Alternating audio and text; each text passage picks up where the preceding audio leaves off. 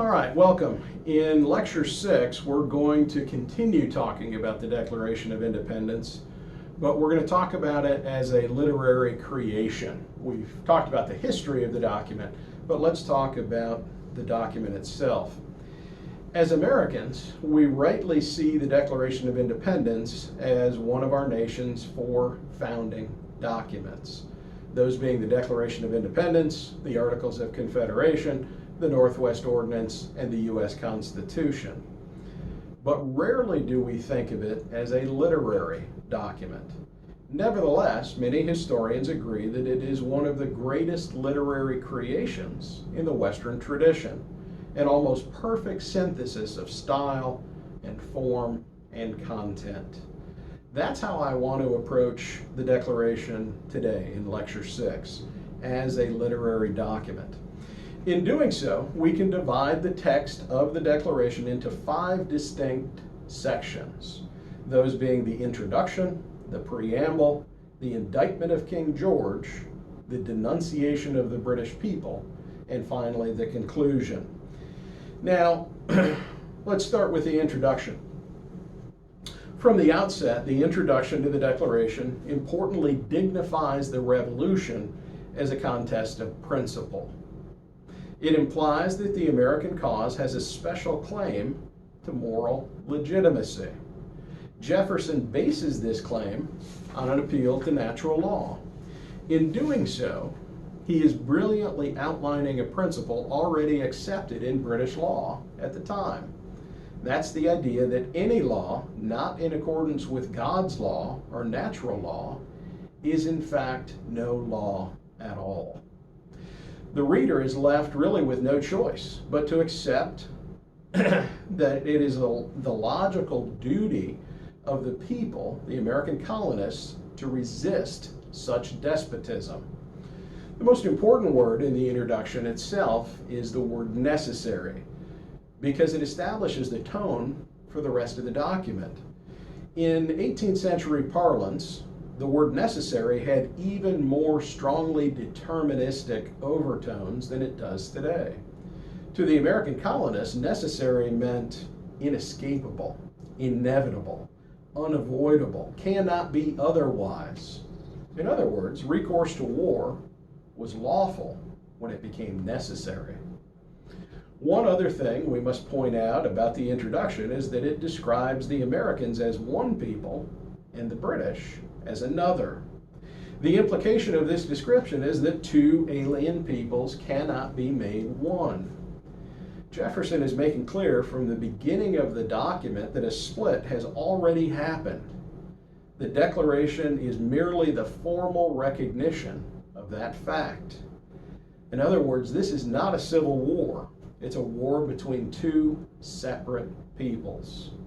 This is important because it opens the possibility to assistance from other European nations, something the colonists thought essential to their survival. The preamble. The purpose of the preamble is to outline a general philosophy of government. The preamble includes the foundational ideas of the future American government. It's in the preamble that we read that all men are created equal, that they are endowed by their Creator with certain inalienable rights.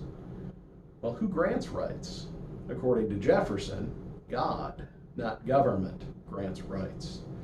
This is not a social compact between men, like that which will be created a decade later in France.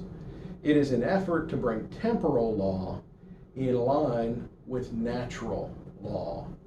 The preamble mentioned 3 basic inalienable rights. Among those are life, liberty, and the pursuit of happiness.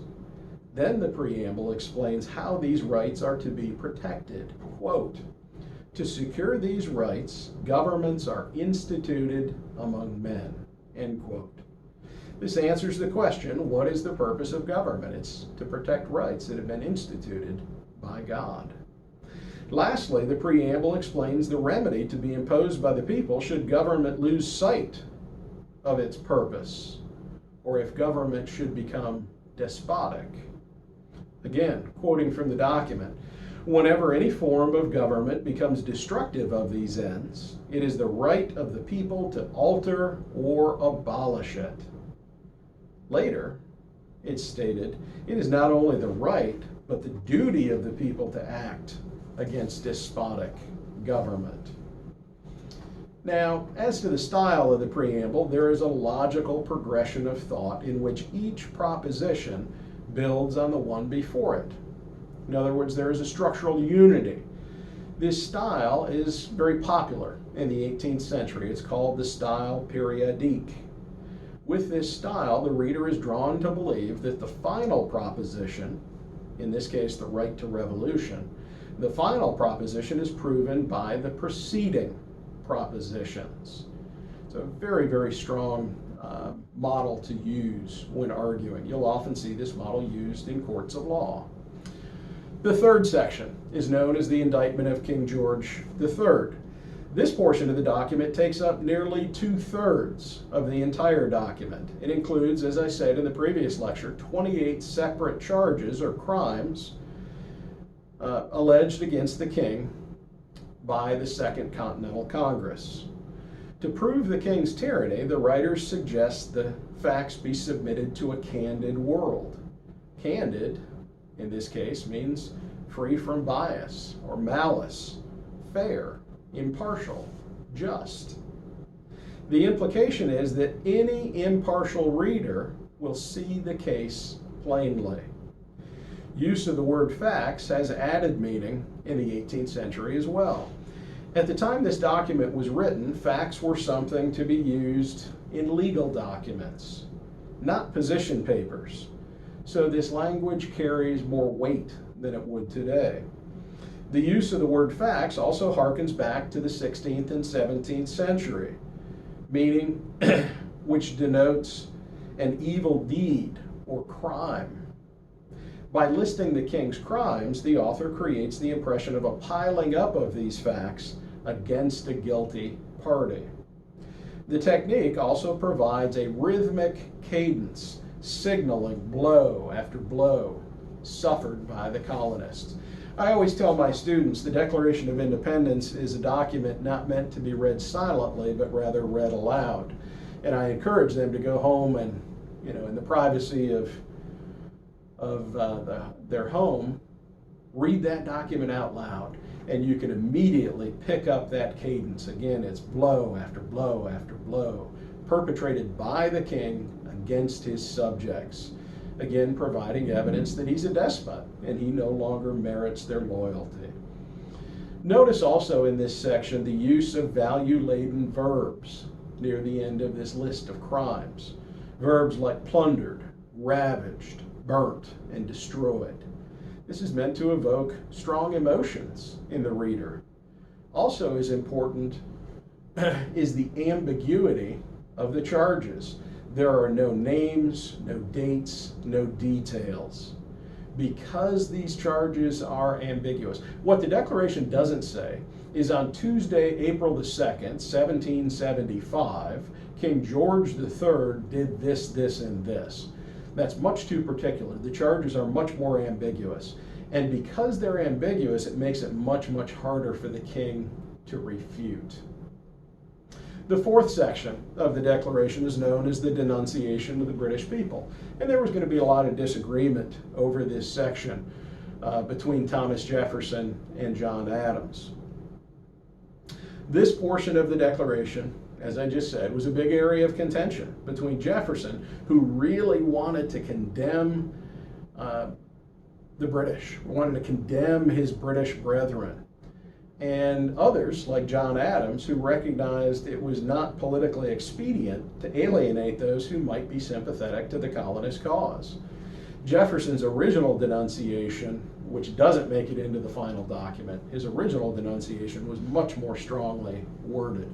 Jefferson believed that the British subjects were all in this together, and he really blamed those folks living in England, commoners, who were not supportive of their American brethren.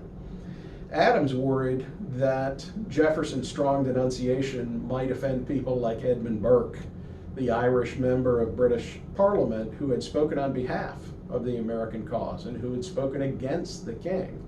Adams didn't see any point in offending those kind of folks who were sympathetic to the American colonists.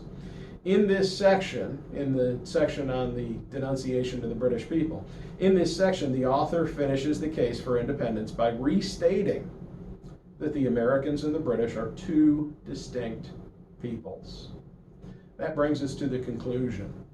Unlike the rest of the document, the conclusion to the Declaration is pretty formulaic, but for the final sentence. There is a sense of building drama through the entire Declaration, which comes to a head in the particularly solemn vow, "Our lives, our fortunes, and our sacred honor," which concludes the document. This final pledge is meant to appeal to the cult of honor that was so important amongst educated persons in the 18th century. Finally, we observe that while the Declaration begins as impersonal, even philosophical, its voice by the end of the document is very personal. The persistent use of personal pronouns in the concluding paragraphs brings the action to a very personal level. Again, very powerful document, brilliantly created.